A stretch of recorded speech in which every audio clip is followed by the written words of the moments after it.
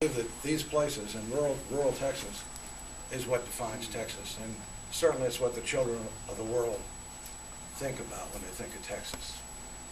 Can you describe your relationship with Jim Hightower, and did he, convince you to run in this role? Well, Jim says his role of advisor is merely that whenever we get together, Kinky buys the beer. So that makes him an advisor. He's a great example of a guy who expanded the office, stretched the office. You can come into this deal and be a bureaucrat. You can come into it and be a corporate stooge. I don't care where you're from. I mean, we have a governor who comes from rural upbringing, and I don't think he's represented those people very well, or any people very well. What was the question? Hightower. Hightower did something in '82, he was telling me about. He came up with this brainstorm for farmers markets. And all the newspapers, the Dallas Morning News, slammed him in the editorial saying he's wasting taxpayers' money, that suburban folks will never buy from poor and subsistence farmers. And I don't know if you've walked through the farmers market in Austin lately, but what is this, 20, 30 years later, Hightower was right on target with this idea. And he persevered, and that's why we have farmers markets in Texas, I think, is Hightower. That's one of the things. He's really good. I think he stood for more than the ag commissioner before him and after him. I mean, he meant something, and that's because he really is an unabashed champion for working people, for the poor. He's a populist, and he'll be a great advisor. So if I have people like Bill White, Hightower, and Willie Nelson in my corner, that's going to be great. And then, of course, I have the legal help of Racehorse Haynes and Dick DeGarrett. Dick coming aboard as recently as yesterday. Now, I tried to get the law firm of Goldberg, Schwartz, and Deal Killer, but they weren't available. So we'll have to go with Racehorse and Dick DeGarrett. Yes. What do you make of our current agricultural commissioner? Well, I think I don't know much about him, except I do know that he was a man who authored and sponsored the Trans-Texas Corridor Bill in the Texas Senate. His name is on the bill. And that gives me a pretty good idea of who he is and what he stands for. I think he's been backpedaling furiously ever since. So I really look forward to this race. And I think it's a real chance. I'm trying to remember when the last time a Democrat won a statewide race. It's been a while, long time between dreams, and I think we're going to win several of them this time. Yeah, are you worried that this is going to be a contentious primary between you and Mr. Gilbert? He's been critical of you, saying you're getting into the race for self-promotion. How do you feel about that? Well, you know, he's been saying that self-promotion stuff for years and years now. I don't listen to it very much. I think that, I call it making a living, and I call it not being a lobbyist.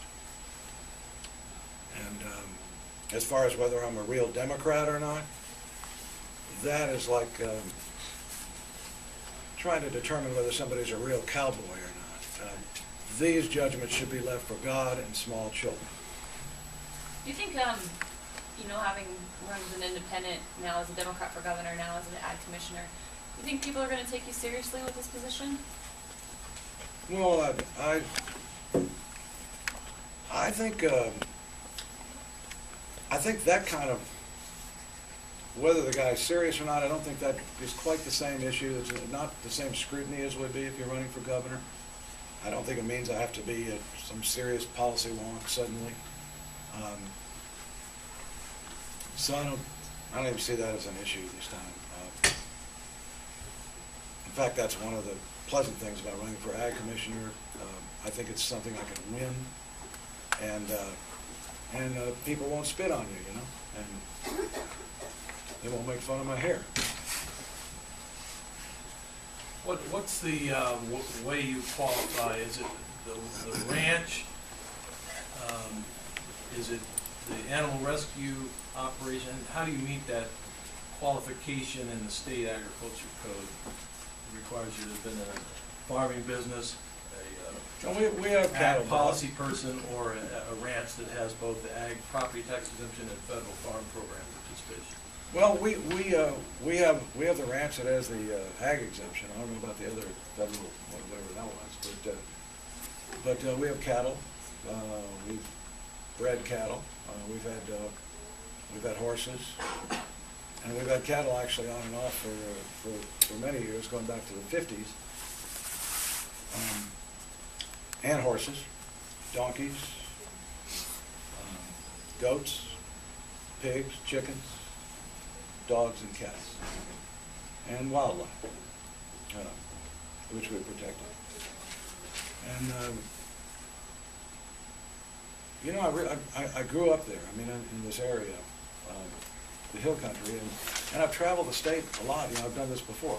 I mean, I've run for office statewide before. So I got a really good sense of whether I like Austin or Dallas or Houston better than the rest of Texas, and I don't. I mean, I love Austin. I've spent a lot of time here, but it really is the smaller towns of Texas that are very, very attractive to me. That's what I want to stand for, is that those towns and the rural part of Texas. But you consider the goats and cattle and all that makes you meet that legal qualification? Well, I mean, there's, I talked to Hightower about this. He said he was never, he never was a rancher, like a rancher that hands-on, raising the cattle and stuff. He didn't do that. And he said, and you don't have to do that. Well, you have to represent the people who do that, and resent the ones that are the big corporations. That's all the ones that are squeezing out the little guys.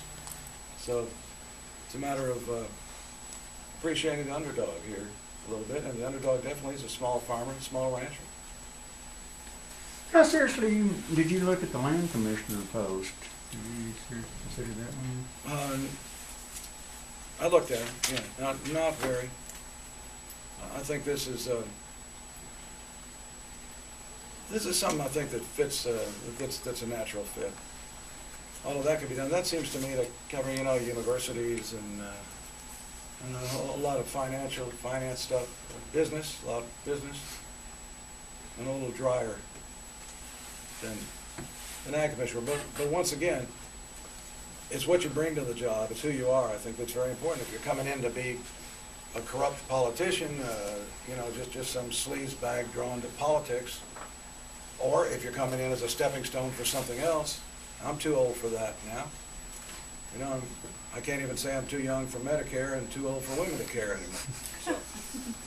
Last question. Hey, what you say 59 years on that ranch? You're more Since I was 6 years old. So you're 65 now? Correct. Okay. But I read it to 67. All right, thank you, everybody. Thanks, folks. Appreciate it.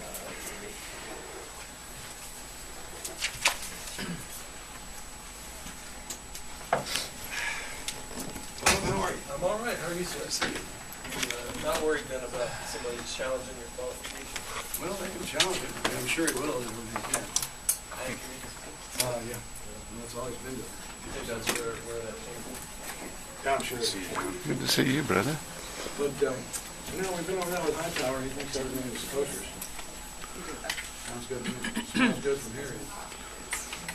Dave, you got me? Hey, Dave. How are you, Dave? Good to see you. How's our finisher? Yeah, you know it's. Cody's something young family. So the only issue you had was it wasn't Well, to the camera? it was, I just had the commissioner just connect the video and